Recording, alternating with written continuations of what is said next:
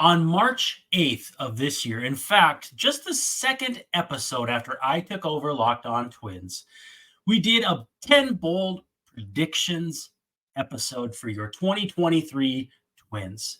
Today, we're bringing some receipts, and it's time for some hashtag accountability. This is Locked On Twins. You are Locked On Twins, your daily Minnesota Twins podcast, part of the Locked On Podcast Network, your team every day.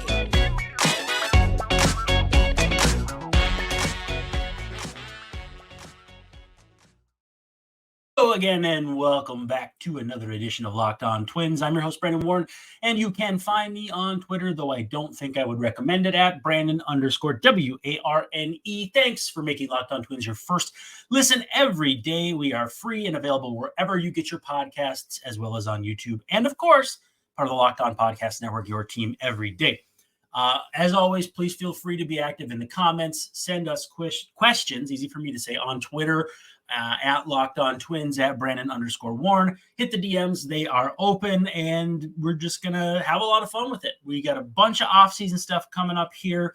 We're going to know the World Series matchup here in the next few days, and then it will be offseason for everyone, and we can start talking about free agents, trades, and that sort of thing. Today, we are bringing you some accountability, some hashtag accountability on my 10 bold predictions for the 2023 Twins. Spoiler alert, it is not good. So before we get to that, today's episode is brought to you by Gametime. Download the Gametime app, create an account, and use code LOCKEDONMLB for $20 off your first purchase. Last minute tickets, lowest price guaranteed. So we are just going to dive right into this thing. I made 10 bold predictions on March 8th. Now, in my defense, that was about a month before the season was going to start. So there were some of these that I couldn't have possibly known would go sideways. There are some I should have 100% expected to go sideways. And the last one, maybe the one I thought was most likely to go sideways, didn't. Let's just dive right in. I mean, there's really no point in belaboring said point because this is going to be a bloodbath. Honestly, I listened back to the episode from March earlier today. Again, second episode, so very, very new to the bit at that point. But it let's just dive into it.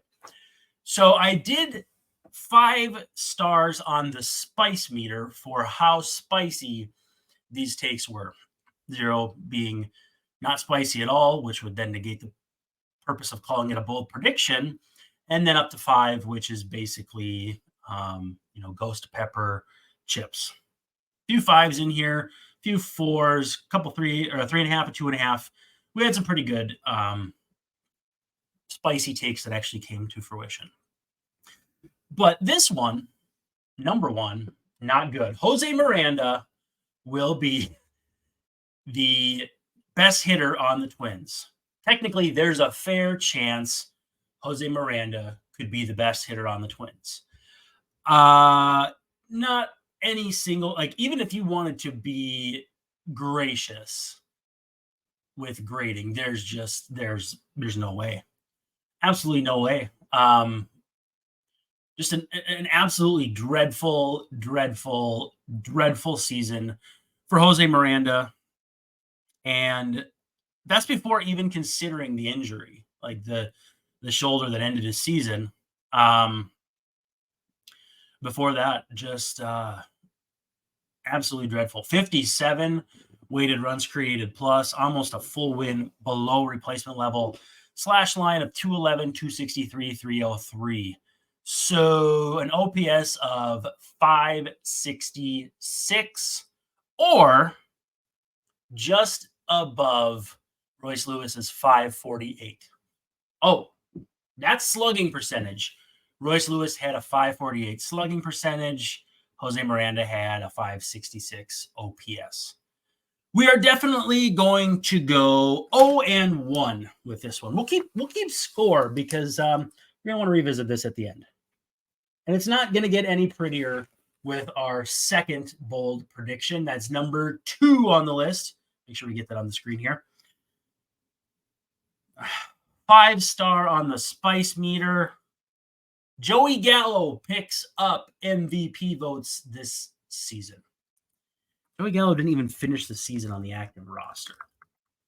Now, I want to dive into one thing that I'll take ever so slight credit for. This is in early March, so we haven't seen any meaningful games, et cetera, et cetera.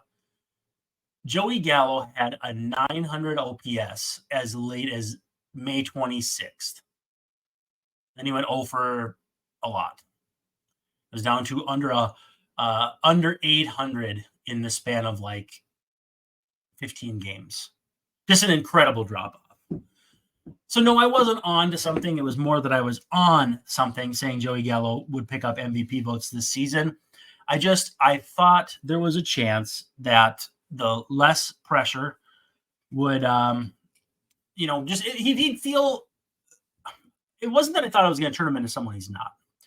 It was more along the lines of, just even a dead cat bounce getting out of New York and then LA. I mean, LA is a pressure cooker too, although by that point, I think he had kind of, his season had set sail for the course it was on.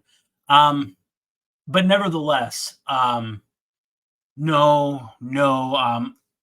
While we haven't seen the MVP voting logs yet, Joey Gallo will not have picked up MVP votes at this time in a couple weeks when those are revealed.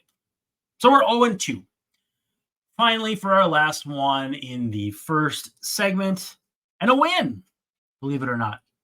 3.5 stars on the spice meter. Byron Buxton leads the Twins. You don't know where this is going, do you? In plate appearances as DH. 342 at DH. Big yep. Edouard Julien not right behind him at 108. So Byron Buxton, at that point, I thought it was likely that he would play a lot of, or he would DH. I don't know if I thought it was exclusive at that point, and it didn't really become obvious that it was going to be all season long until maybe a little ways into the season. But at that point, I was kind of convinced it was going to be a lot of, Michael A. Taylor here and there, 1 in every 3 games, Buxton DHing 1 in every 3. Ends up becoming Buxton DHing continuously, and then that being it, season ending far too early, minus a one-off pinch hitting experience in the postseason that was obviously fruitless. So 1 out of 3 for our first 3. Swing and miss on. There's a fairly good chance that Jose Miranda could be the best hitter on the team. Big swing and a miss, pun intended. Joey Gallo picks up MVP votes this season, 0 for 2, 5-star on that one. So we were taking a big swing and we whiffed. But then on 3.5 stars, Byron Buxton leads the Twins in plate appearances at DH.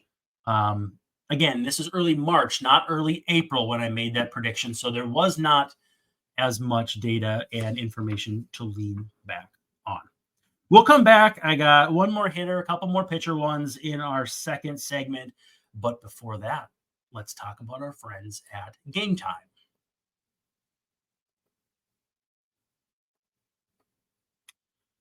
All right, our friends at Gametime want you to know that October baseball is here, and you can make your postseason debut with FanDuel, America's #1 sportsbook. Join FanDuel today, and you'll get started with $200 in bonus bets guaranteed when you place your first $5 bet.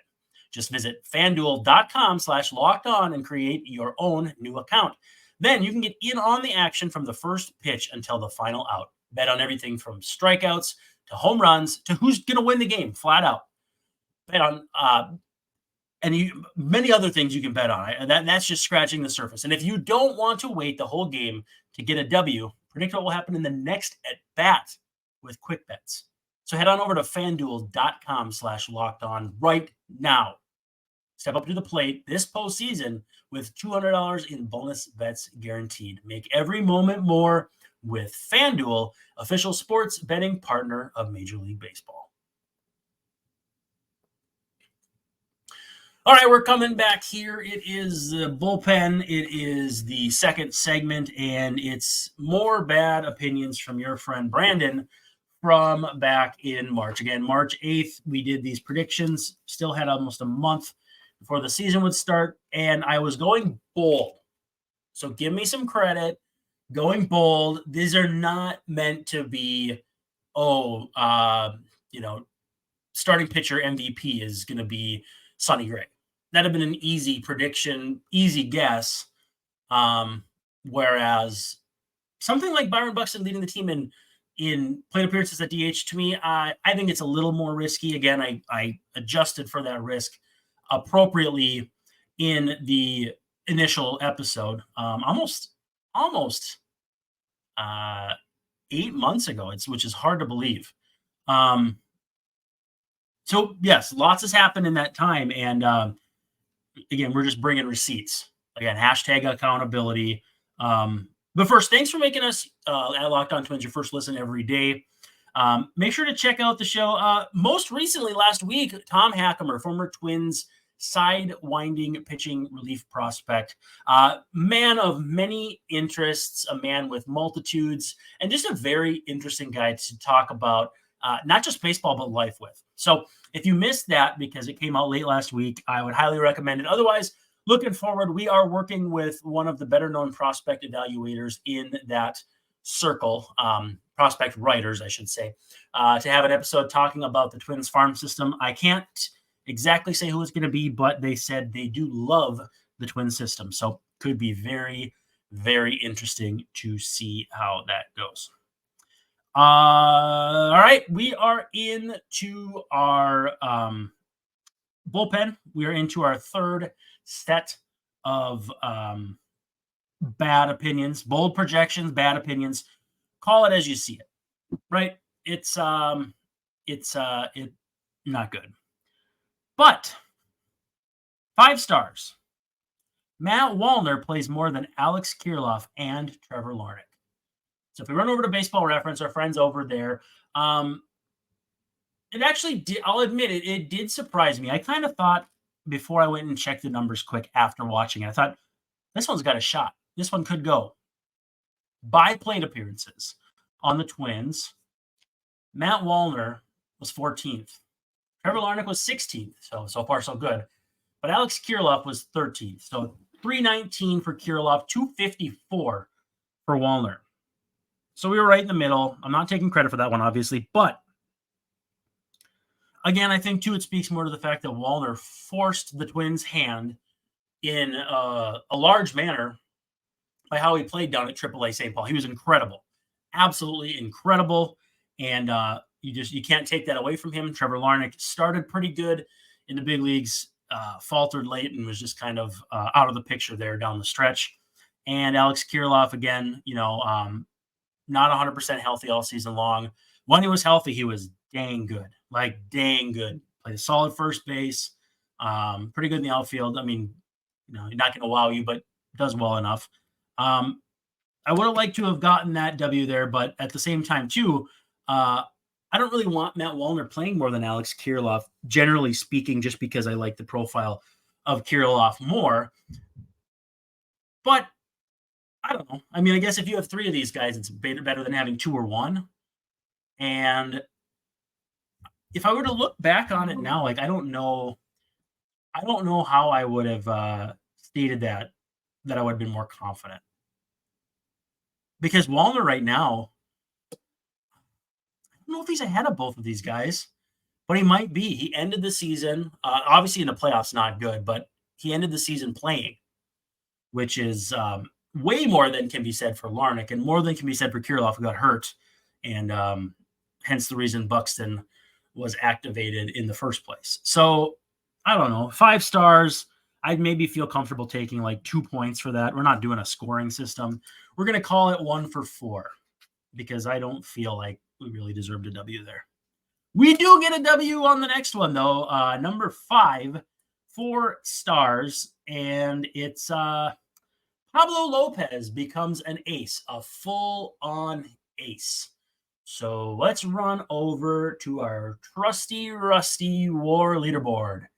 And for pitchers WAR, Pablo Lopez is 10th, or was 10th. They're not counting anymore.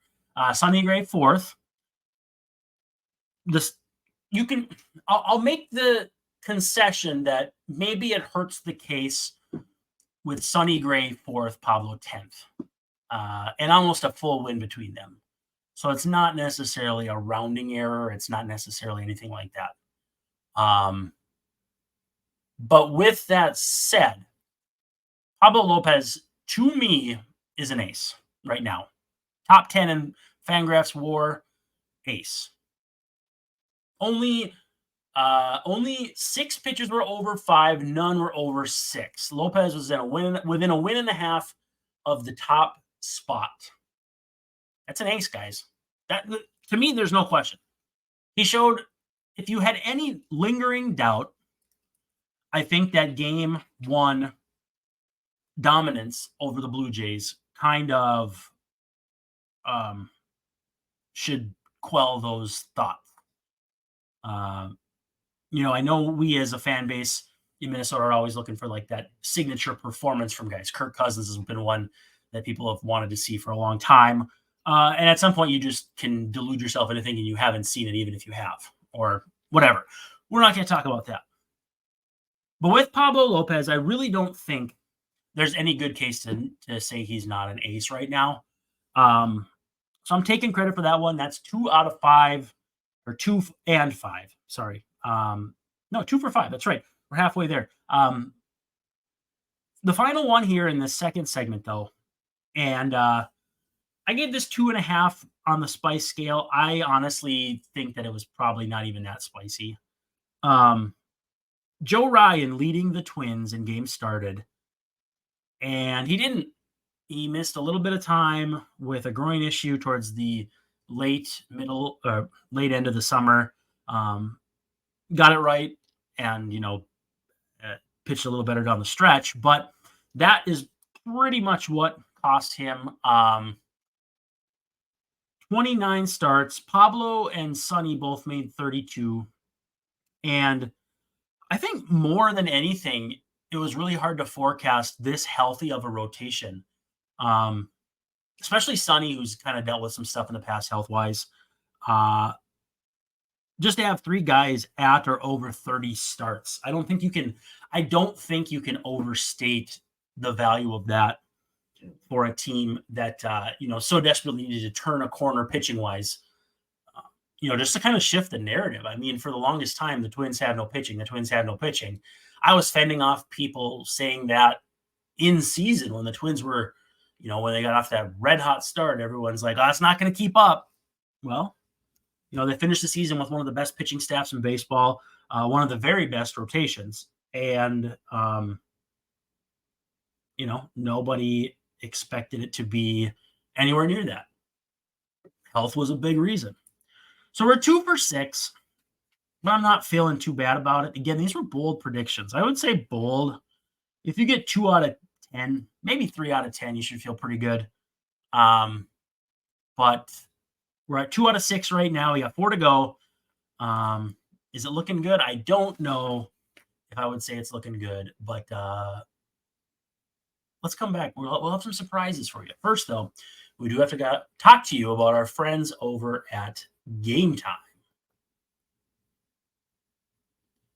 And our friends over at Gametime want you to think about the last time that you needed tickets in a pinch, or you were just looking for a good deal. I mean, both of those things can happen to all of us, and maybe not even sports tickets. I know the Vikings are in town. I know that the Wolves are going to get started up here, but there's also concerts. I saw a comedy show recently at a theater in downtown Minneapolis, and this is the place to go. It's Gametime. It's the Gametime app. You can browse through based on your city, look at events that maybe you hadn't even known were in town, and you can get the very best price as well. So dual bonus there. Gametime is the only ticketing app that gives you complete peace of mind with your purchase. You can see the view from your seat before you buy. You know exactly where you're going to be sitting, whether it's nosebleeds right up front, obstructed view, or in the catcher's back pocket. It could be any of those. You will know before you get there. The all-in prices show you the price up front. No hidden fees. You don't find out at the last second that you're going to pay a whole bunch extra. You can buy in literally seconds with a couple quick taps. They have deals on tickets right up to the start of the event and an hour after it starts. So not everything clears right when the game starts. You have a chance to find some last-minute seats. Find exclusive flash deals, sponsored deals for sports, concerts, comedy, theater, you name it. And not only that, but the Game Time guarantee guarantees that you will have the best price. If you find tickets in the same section and row for less, Game Time will credit you 110% of the difference. So take the guesswork out of buying tickets with Game Time. Download the Game Time app, create an account, and use Locked On MLB for $20 off your first purchase. Terms apply. Again, create an account and redeem code Locked On MLB, LOCKEDON MLB, all one word, for $20 off. Download Game Time today. Last minute tickets, lowest price guaranteed. And we're coming down the home stretch here. Thanks for making us your first listen at Locked On Twins, making us your first listen every day. Should be clear on that. Lots of fun stuff coming up here for the offseason. We'll have, I'm going to take a look at maybe the best free agent fit that I can think of. Probably not going to happen, but there's one out there who is an exceptionally strong fit for everything the Twins need right now. You can probably guess who it is. I will probably have an episode on it up this week. Depends on how things shake out with our guest and with a few other things that are up in the air. But again, thanks for making us your first listen every day. And we're just delighted you're with us. Really, honestly. So we're 2, 4, 6 through the first two segments. We have hit on Pablo Lopez becomes a full-on ace, and Byron Buxton leads the Twins in plate appearances at DH. Don't necessarily know if that second one is a positive, but the writing, again, March 8th. So it was a little while before we had a really good feeling for how long Byron Buxton was going to DH. So I do feel pretty good about that one. With Pablo, I don't know. The writing was kind of on the wall. If you want to ding me for that, I'm okay with that. We've got some really rough ones here down the stretch. I looked at the grading, and I said 3.5 stars, you idiot. Number 7 is Bailey Ober, works mostly as a relief pitcher. Okay. Bearing in mind that the opening day rotation instead of Bailey Ober had Tyler Mahle. So again, not a strong likelihood that Bailey Ober was going to come up quickly, at least not based on what we saw right away. You know, Kenta Maeda was in the rotation out of the chute, so he wasn't going to be as limited as maybe we thought possible. My thought was, look, Bailey Ober is a big league pitcher. There's no denying that. Everything we've seen since I said that says he's a big league pitcher. Could cut down the homers a little bit, 1.4 per 9 this year. You know, it's kind of teetering on the edge of problematic to moderately so. But the strikeouts are there. He doesn't walk anybody. He knows how to pitch with his repertoire, which is not overpowering, but is effective. He's a big league pitcher without a spot. I did not think they were going to send him to St. Paul like they did. He didn't stay down there long. He made 26 starts. Bully for him, hats off, and all that fun stuff. But knowing what I knew then, and the rotation hadn't been announced or anything. It was still a month before the season was going to start. I just felt like it was a numbers game.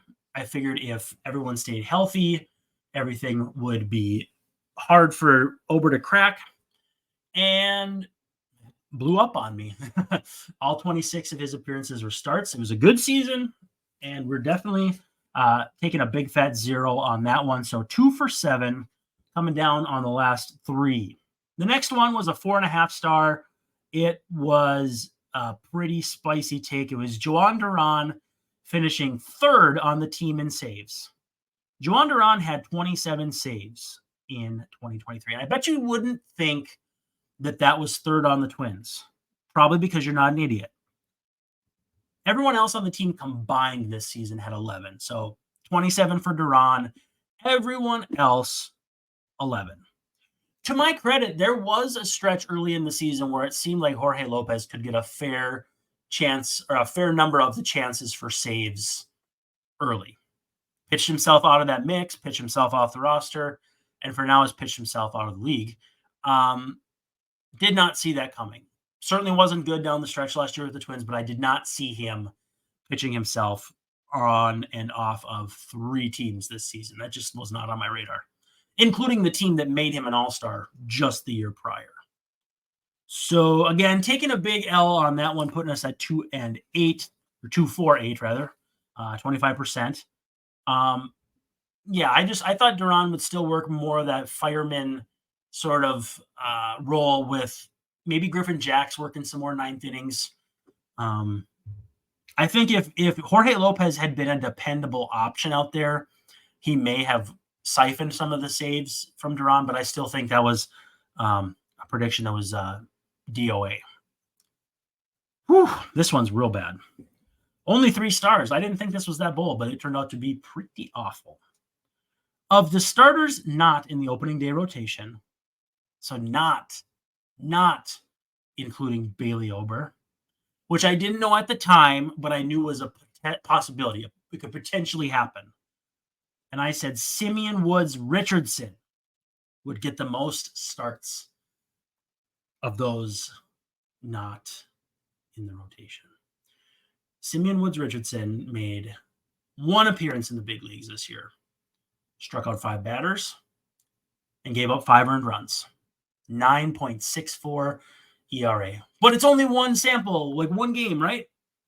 Well, wasn't that great at St. Paul either. 4.91 ERA, 7.6 homers per 9, or homers per 9, that'd be horrible. Strikeouts per 9, 4.8 walks per 9. Almost a whip of 1.50. So basically a base runner and a half per inning. Pretty hard to have a nice year when that's what the traffic on the bases look like. Significant step back in every way, shape, and form from 2022. It'll be interesting to see how the Twins handle him, whether it's, maybe he shifts to relief like Louis Varland did. Maybe they just wipe away. I mean, he was only 22. It was just his age 22 season. Some guys aren't that age until they're in pro ball. So I'm not apt to really overreact. Bigger question is how's the stuff look? Because he's not a guy who's going to blow people away. So he's going to need to kind of, have his best stuff on a given day for the numbers like he had at AAA to pop through. 2021 AAA, not 2023. 22 in St. Paul, 2.21 ERA and more than a strikeout per inning in 36 2/3 innings. To get back to that, he's going to have to level off his stuff. And so couldn't have been a bigger miss. But we've got a fun one to close that out on. But wait, there's more. 3 for 10. We're going to hit 300. The last one, 5 stars. Emilio Pagan lasts the whole season on the Twins roster. He did it. He did it.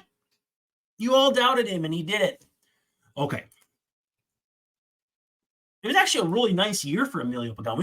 To give credit where credit is due, he had a very nice year to the point where he was not only in the postseason bullpen and the main part of it, but a factor. Like he was after Duran, after Jax, and especially late when Thielbar had that home run issue. I felt as though Pagan was right in the thick of it after that. And I don't think a lot of people would have thought that. I called it 5 stars then.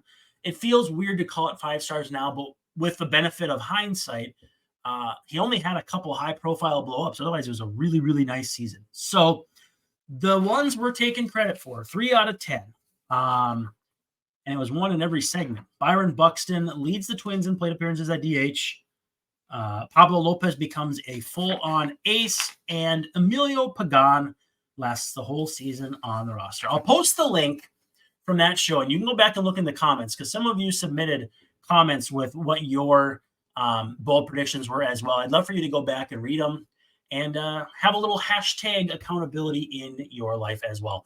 Well, we're going to take a break, and it's going to be one of those breaks where we sleep and come back refreshed the next day. Thank you for hanging out with Locked On Twins. And we will catch you on the flip side tomorrow. Peace.